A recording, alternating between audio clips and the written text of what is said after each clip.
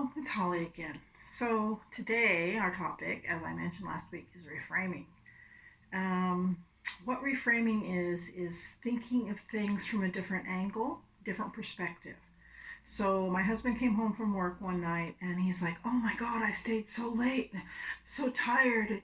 I was like, "Well, maybe look at it like, I got a whole bunch of stuff done for tomorrow and I'm really set up well for tomorrow. I've set myself up for success. I've done a bunch of little stray jobs that I always need to take care of. So tomorrow I can focus on getting all his prep mise en place done." And he's like, "You know what? You're right." He says, it is better to look at it that way. Instead of, I'm so exhausted, I'm so worn out, I did accomplish some stuff, I'm ready for tomorrow, that kind of a thing. So that's an example of reframing. So things are what they are. They're not negative or positive. It's only when we start interpreting them that we give them the negative or the positive flair, taste. Um, so So, like our current situation, it's terrible, it's devastating, and all kinds of negative things. It is what it is. We can't control it, we can't stop it, but we can control how we respond to it. So, um, look at it as a time where we have time to regroup, rest, relax, refill, um, get things done, sort out that, we have a garage full of boxes. Sort that garage full of boxes out. We have time to do that. Okay. And it is what it is. And by thinking negatively of it, we're not going to make ourselves feel any better about it, obviously. But we can be like, you know what? This isn't the most wonderful circumstance, but I can take this away from it that's positive. I can clean out the garage, get that finally sorted, have all kinds of stuff ready for a yard sale. I've been saying I'm going to do that for a while now because I moved from California up to Washington State when I met my husband, and we threw everything in there, and I thought that I'd be back to it in 6 to 8 months, a year. And in actuality, it was 5 years later. And then all we did was go down to California and pick it up, and then jam all those boxes somewhere else. I've gone through some of them, but I want to go through all of the boxes, get like all the kitchen stuff, because he had kitchen stuff, I had kitchen stuff. He has clothes, I have clothes. We have camping stuff now. We have like 2 or 3 sets of camping stuff. So one of my goals is that I get all the camping stuff together. Decide, do we want one small tent for little trips? Do we want a big trip, big camp, big tent for when we go for long times? But kind of get it all in one spot with all of one category, and then start, how many spoons do we need? How many plates do we need? How many glasses do we need? Because I have some here, some there, some there. There's some of his, there's some of mine. There's some that people have randomly donated to us because somebody was moving and they were like, "Here, you can have this because I don't know what to do with it." So we have a box of stray plates, bowls, and spoons, and yeah, we have lots of stuff we need to go through. So the circumstances are what they are. They are inherently of themselves just what they are. Okay, and there's no positive or negative until we start interpreting them and flavoring them with our past, our emotions, our response to what's going on. Okay.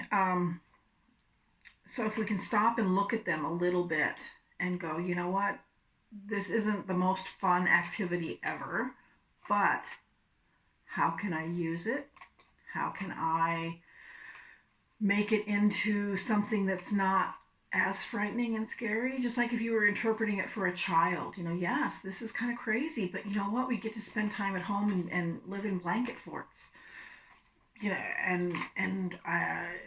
get to work on projects. We can bake bread and cookies and um, make things together, do arts and crafts, do science experiments. I mean, there's a lot that we can do from this that's positive. And if you're always seeing it as a negative, it's going to affect you as a negative. So that's pretty much it. I just wanted you to think about how you view things. The circumstance is of itself what it is. I stayed late. I'm tired. But if we can reframe it, view it from a different angle, interpret it a different way, step back and look at it for a second and go, what is this? Is this something horrible or is this something good? I shifted jobs, and it's one of the best decisions I ever made now with what's going on. I normally work in an office where I see 8 to 12 clients a day, and that's sitting right across the desk from me. And I usually work 10-hour days, and I have to bus there, so that's another hour on each end, so that makes it a 12-hour day with clients sitting across from me. And we always have had, a little bit of the cold and flu season in the spring, and so I always have a pen for my clients and a pen for me, and they don't touch my pen and I don't touch their pen. So it's one of those that I got offered a job through LinkedIn, and I was like, oh, well, let's see. And it turned out to be not only better paying, but much better circumstances with what's going on now. So, and I was kind of ambivalent. I was like, oh, I hate to abandon my clients, and I hate to leave my office mates because I love the people I work with. And by not working there, I'm also not going to be able to teach taxes. I was like, oh, that's going to be a huge thing. I don't know. I really enjoy teaching in the fall, but if I don't work, I can't teach. And I was like, but I took the plunge, and it's worked out to be a wonderful thing because I'm working at home. I'm just on the computer answering questions about people's taxes.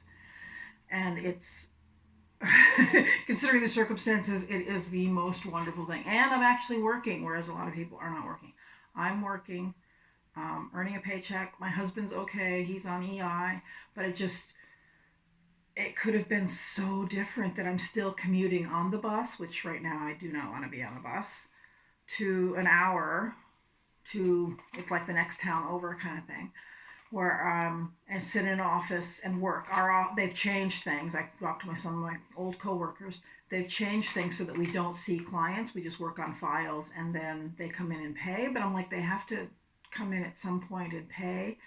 Canada Revenue changed it so that people don't have to sign anymore. We can accept electronic signatures.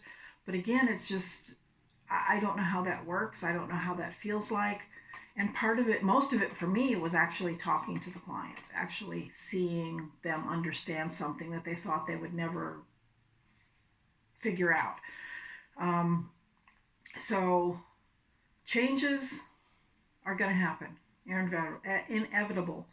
And viewing them from a point of, well, yeah, that's maybe not what I wanted to do or how I thought it would be, but it is what it is, and take away what you can positively. Reframing, and on the front of the video here I have 2 pictures. One's kind of crappy, and then the other one's pretty neat, pretty interesting. And that's the aspect of reframing, Yes, there's flowers and a gate, but if you look at the second picture, I went way, way, way low to get it framed properly, and it's pretty appealing. So, and that's what reframing is about, is take what you have, some flowers and a gate, and make them be something that's useful for you, something that you can move through and be successful with. So that's why I want to talk about reframing. Next week, we're going to do CTFAR. So it's circumstance, thoughts, feelings, actions, and results. So we'll go over that next week. It's kind of an aspect of reframing. That's why I put it right afterwards. It's just moving on through the rest of the scenario with circumstances and thoughts, what we think about what we see, and how we interpret it, and what results we get. So I want to say thank you.